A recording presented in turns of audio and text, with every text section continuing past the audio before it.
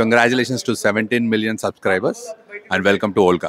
Thank you. అదే అదే అంతా నా దాంట్లో అంత తెలుగు వాళ్ళు అందరూ కూడా తెలుగు వాళ్ళే.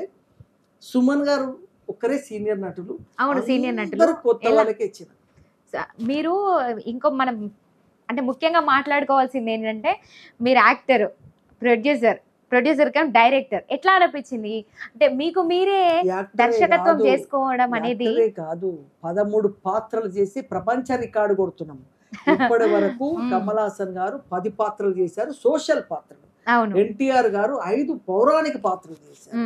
పౌరాణిక పాత్రలు చేసిన ఏకైక పర్సన్ ప్రపంచంలోనే నేను ఒక్కడనే 13 పాత్రలు వహించి మెప్పించి ఆ పాత్రకి ఇతనే షూటబుల్, మీరు ఏ పాత్ర చూసినా ఇది బాగలేదు అని అనిపిస్తే ఛాలెంజ్ చేసేలాగా 13 పాత్రలు చేశాను. అది గ్రేట్ ఆపర్చునిటీ, దేవుడిచ్చిన అవకాశం. ఇంకో పెద్ద మిరాకిల్ ఏంటంటే మా ఇద్దరు అమ్మాయిలు ప్రొడ్యూసర్, వాళ్ళకి ఇందులో ట్రైనింగ్ ఇచ్చారు.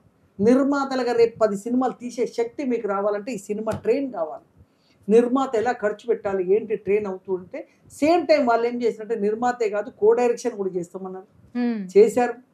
అండ్ మా పెద్దమ్మాయి ఈ సినిమాలో గోదాదేవిగా చేసింది. ఓకే. అదేవిధంగా చిన్న అమ్మాయి ఇంకో మిరాకిల్ 3 పాత్రలు చేసింది. ఓకే. ఆ అమ్మాయి నారదుడిగా చేసింది, మేల్ క్యారెక్టర్.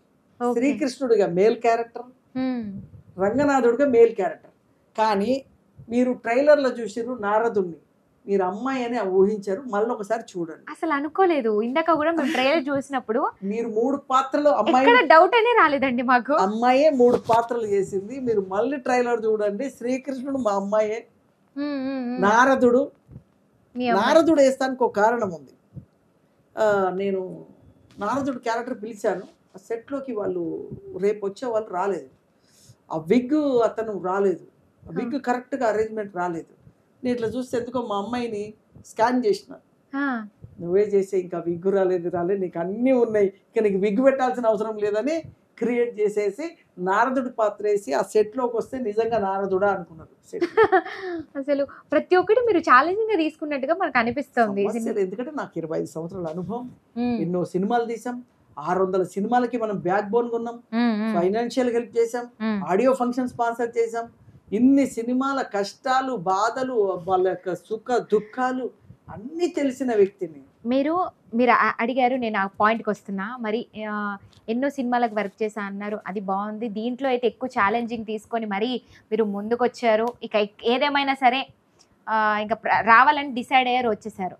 ఇట్లా ఏమైనా ఇబ్బందులు పడ్డారా? అంటే ఇబ్బంది అనేది కన్ఫర్మ్, మీరు ఎలాంటి ఫేస్ చేశారు? ఇబ్బందులు కన్ఫర్మ్ అమ్మా. ఇవి కష్టాలు అంటే దీన్ని మనం కష్టం అనుకుంటే కష్టం. దీంట్లోనే మనకు ఎట్లా అనిపిస్తుంది అంటే కష్టం చేసినా సరే మన పాత్రని అందరూ అభిమానిస్తున్నప్పుడు ఆనాటి కష్టం మర్చిపోతాం. ఇవాళ వచ్చారు, మీరు ట్రైలర్ చూశారు, మీ కళ్ళల్లో ఆనందం చూడగానే నా కష్టం అంతా మర్చిపోతాం. సరే, సినిమా హిట్ ఆర్ ఫట్ రెండో విషయం.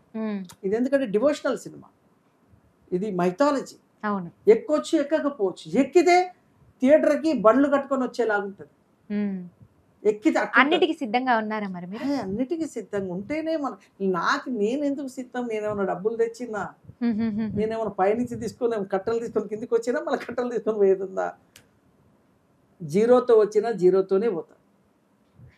జనాలకి అంటే వాళ్ళకి అర్థమయ్యే విధంగా ఉంటుందంటారా? అంటే అర్థం చేసుకొని ఇంకా ఆదరిస్తారంటారా? పాటలు వింటే అన్నమయ్యని మించి పాటలు ఉంటాయి.